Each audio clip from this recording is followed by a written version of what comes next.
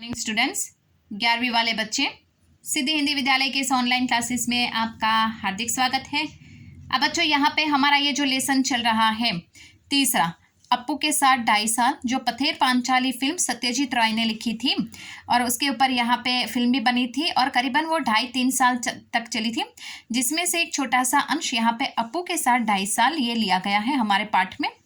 अब यहाँ पे करीबन हमने देखा था कि फिल्म को बनाने के लिए लेखक को बहुत सारी परेशानियां उठानी पड़ती हैं। पैसे ना होने के कारण बारिश की मौसम का उनको यहाँ पे सीन लेने थे, लेकिन पैसे ना होने की वजह से वो शूटिंग रोक दी जाती है। पैसे आते हैं तब तक मतलब यहाँ पे 2-3 महीने बारिश के गुजर चुके होते हैं और लेखक का ये सोचते हैं कि मतलब शरद ऋतु की अब शुरुआत हुई है, उसमें बारिश हो। थोड़े थोड़े काले बादल छाते हैं, लेकिन ये काले बादलों से बारिश कितनी होती। आखिरकार एक दिन यहाँ पे लेखक की उम्मीद यहाँ पे ख़त्म होती है।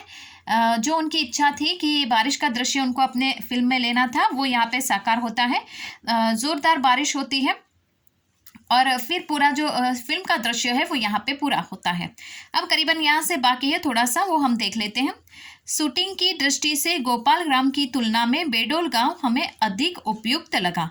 अप्पू दुर्गा का घर, अप्पू का स्कूल, गांव के मैदान, खेत, पुकुर, आम के पेड़, बांस की झुरमुट, ये सभी बातें बेडोल गांव में और आसपास हमें मिली।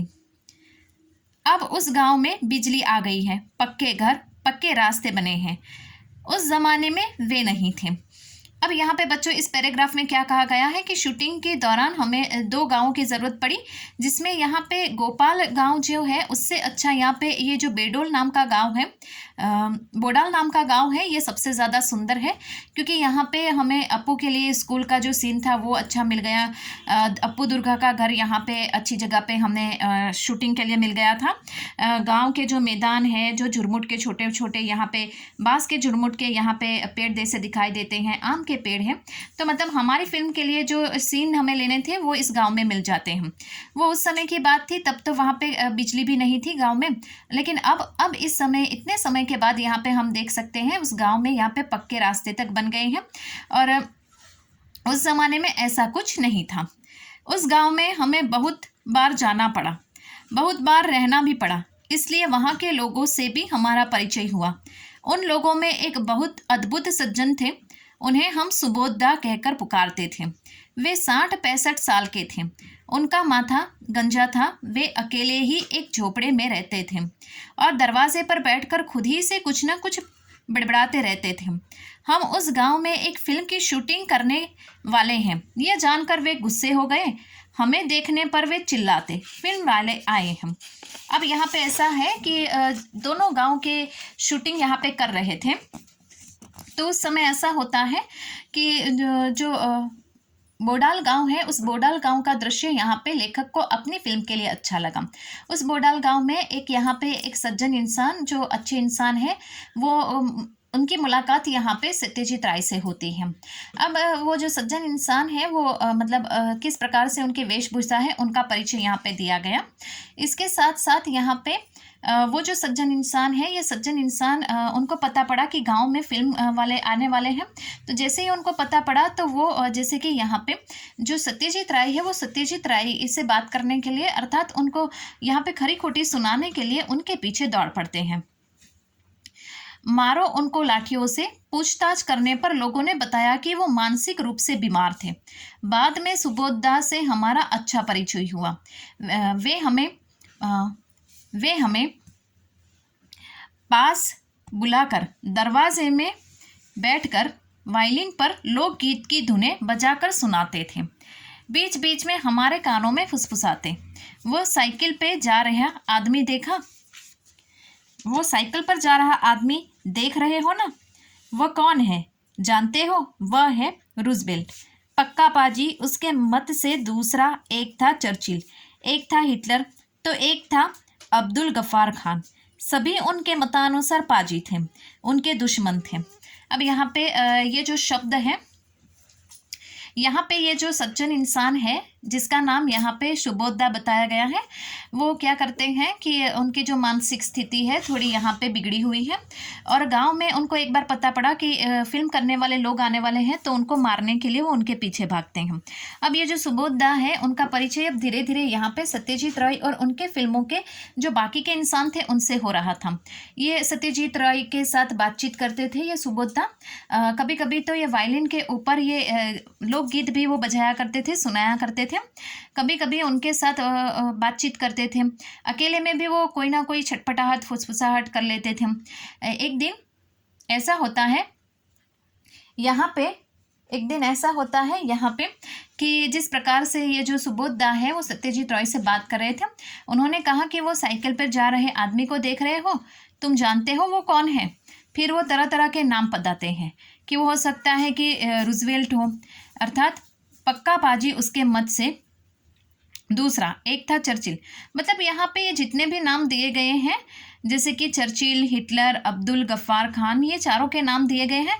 आपके पास अगर किताब है तो उस किताब में यहाँ पे ये कौन कौन इंसान है हम जानते हैं, हिटलर कौन है, अब्दुल गफ्फार खान कौन है, ये उनका परिचय यहाँ पे दिया ही गया है। आपके पास किताब है तो उसमें आप लोग देख सकते हो, ठीक है। तो वो कहते हैं कि ये साइकिल पर बैठकर जा रहा इंसान इन चारों में से कोई एक हो सकता है। हम जिस घर में शूटिंग करते थे उसके पड़ोस में एक धोबी रहता था, उसके कारण हमें बहुत परेशानी होती थी। वह भी थोड़ा सा पागल था और कभी भी भाइयों और बहनों कहकर किसी राजकीय मुद्दे पर लंबा भाषण शुरू करता था। फुर्सत के समय में उसके भाषण पर हमें कुछ आपत्ति नहीं थी, लेकिन अगर शूटिंग के समय वह भाषण शुरू करता तो हमारे साउंड का काम प्रभावित हो सकता था। उस धोबी की रिश्तेदारों ने अगर हमारी मदद न की होती तब वह धोबी सचमुच ही एक सिरदर्द बन जाता। अब यहाँ पे लेखक ने आगे बढ़कर कहा कि उस गांव में जब ये शूटिंग कर रहे थे उस दौरान पड़ोस में ही एक धोबी रहता था जो कपड़े धोता है, उनके साथ यहाँ पे सत्यजीत राय की मुलाकात हुई। ये धोबी थोड़ा पागल किस्म का था। उसको पागल क्यों कहते हैं? क्योंकि वो जब भी इन लोगों से बात करता तो कोई ना कोई राजनीतिक मुद्दों के ऊपर भाइयों और बहनों करके लंबा सा भाषण देना, मौलिक रजूआत करना शुरू कर देता था। और लेखक कहते हैं हमारा जब काम नहीं था तब हम उसकी बातें सुनते थे, लेकिन हमारी फिल्म की जब शूटिंग चलती और फिर वो बीच बीच में बोले आवाज़ करे तो यहाँ पे हमें नुकसान होता था, तो हम परेशान हो जाते। लेकिन इस धोबी से छुटकारा दिलाने के लिए उनके जो रिश्तेदार हैं, उनके रिश्तेदारों ने हमारी अच्छी खासी उनके मदद की और ये सिरदर्द बना हुआ जो धोबी था उसको भगाने में वो मदद करते थे। जिस घर में हम पथेर पांचाली की शूटिंग कर रहे थे वह घर में हम एकदम ध्वस्त अवस्था में मिला था। मतलब यहाँ पे लेखक कहते हैं कि जिस घर में यहाँ पे अपू का घर हमें लेना था, तो अपू के घर के लिए जिस घर की हमने चयन किया था वो बिल्कुल ही एकदम टूटी फूटी हालत में हमें मिला था। उसके मालिक कलकत्ता में रहते थे, उनसे हमने वह घर शूटिंग के लिए भाड़े पर लिया था। उस घर की मरम्मत की, उसे शूटिंग के लिए ठीक ठाक करवाने में हमें लगभग 1 महीना लगा। तो यहाँ पे बच्चों ये भी एक समस्या है कि जिस घर को यहाँ पे शूटिंग के लिए लिया गया उसका जो मालिक है वो कलकत्ता में रहता था, टूटा फूटा घर था, उसकी मरम्मत करवाई और मरम्मत ठीक ठाक करवाया कि शूटिंग के लिए उसका इस्तेमाल किया जा सके। तब तक 1 महीना गुजर चुका था। उस घर के एक हिस्से में एक के पास एक ऐसे कुछ कमरे थे, वे हमें फिल्म के लिए नहीं दिखाए। उन कमरों में हम अपना सामान रखा करते थे। एक कमरे में रिकॉर्डिंग मशीन लेकर हमारे साउंड रिकॉर्डिस्ट भूपेन बाबू बैठा करते थे। हम शूटिंग के वक्त उन्हें देख नहीं सकते थे, फिर भी इनकी आवाज़ सुन सकते थे। हर शॉट के बाद हम उनसे पूछते साउंड ठीक है ना? भूपेन बाबू इस बात पर हाँ या ना जवाब देते। मतलब वो जो घर किराए पर लिया गया था, जिस मालिक का घर था जिसको फिल्म में यहाँ पे दर्शाया गया, उसमें बहुत सारे एक के बाद एक आजू बाजू में कमरे थे। अब लेखक को बाकी के कमरों की तो ज़रूरत नहीं थी, इसके लिए उन्होंने शूटिंग में सिर्फ एक ही कमरा दिखाया और बाकी के कमरों में वो अपने शूटिंग का सारा सामान रखते थे। उसमें एक साउंड सिस्टम, रिकॉर्डिंग सिस्टम भी रखते थे और ये पूरा रिकॉर्डिंग करने का काम ये जो भूपेन बाबू है ये संभालते थे। यहाँ पे फिल्म की शूटिंग जब होती थी, साउंड सिस्टम तो ठीक है ना, हम ऐसा पूछते हर एक शॉट में, तो भूपेन बाबू सिर्फ यहाँ पे सिर हिला के हाँ या ना में जवाब देते। एक दिन शॉट के बाद मैंने साउंड के बारे में उनसे सवाल किया, लेकिन कुछ भी जवाब नहीं आया। फिर एक बार पूछा, भूपेन बाबू साउंड ठीक है ना? इस पर भी जवाब ना आने पर मैं उनके कमरे में गया तो देखा कि एक बड़ा सा सांप उस कमरे की खिड़की से नीचे उतर रहा था। वह सांप देखकर भूपेन बाबू सहम गए थे। सहम जाना मतलब डर जाना, और उनकी बोलती बंद हो गई थी। अब यहाँ पे क्या हुआ कि एक दिन ये फिल्म की शूटिंग कर रहे थे तो हर रोज़ की तरह ही यहाँ पे सत्यजीत राय ने पूछा कि साउंड की जो रिकॉर्डिंग है वो ठीक से तो हो रही है ना। उस समय भूपेन बाबू यहाँ पे कुछ नहीं बोलते। जो हर रोज़ हाँ ना में जवाब देते थे, उस कमरे से आवाज़ आती थी, आज नहीं आई। दूसरी बार भी लेखक ने पूछा यहाँ पे सत्यजीत राय ने कि साउंड रिकॉर्डिंग ठीक हो रही है, फिर भी आवाज़ नहीं आई। आखिरकार लेखक को थोड़ा अलग लगा, उनको कोई शंका गई और वो कमरे में जाकर देखते हैं। उन्होंने देखा कि एक लंबा सा सांप खिड़की के माध्यम से कमरे में आ रहा है और जो साउंड रिकॉर्डिंग वाले जो भूपेन बाबू है वो उसको देख रहे थे, और देखकर वो इतने सहम जाते हैं यानी डर जाते हैं जिसके कारण उनकी बोलती ही बंद हो जाती है। वह सांप हमने वहां आने पर कुछ ही दिनों के बाद देखा था। उसे मार डालने की इच्छा होने पर भी स्थानीय लोगों के मना करने के कारण हमें उसे मार नहीं सके। वह वास्तु सर्प था और बहुत दिनों से वहां रह रहा था। अब पाठ यहाँ पे खत्म होता है। वैसे तो बहुत सारी समस्या थी, लेकिन यहाँ पे थोड़ी सी समस्या हमें दर्शाई गई कि सांप जब खिड़की से आता है और लेखक ने सोचा यहाँ पे सत्यजीत राय ने कि उसको मार देना उचित है, लेकिन वो मार नहीं पाते हैं। आखिरकार यहाँ पे जो गाँव के लोग हैं उन्होंने कहा कि वो वास्तु सर्प है तो उसको जाने दिया जाए, और फिर हमने उसको जाने दिया। वो सांप कई दिनों से उसी घर में रहता था। तो बच्चों यहाँ पे अपू के साथ जो 2.5 साल है, ये पाठ यहाँ पे खत्म होता है। लेखक को ये पत्थर पांचाली फिल्म बनाने में बहुत यहाँ पे मुसीबत हुई।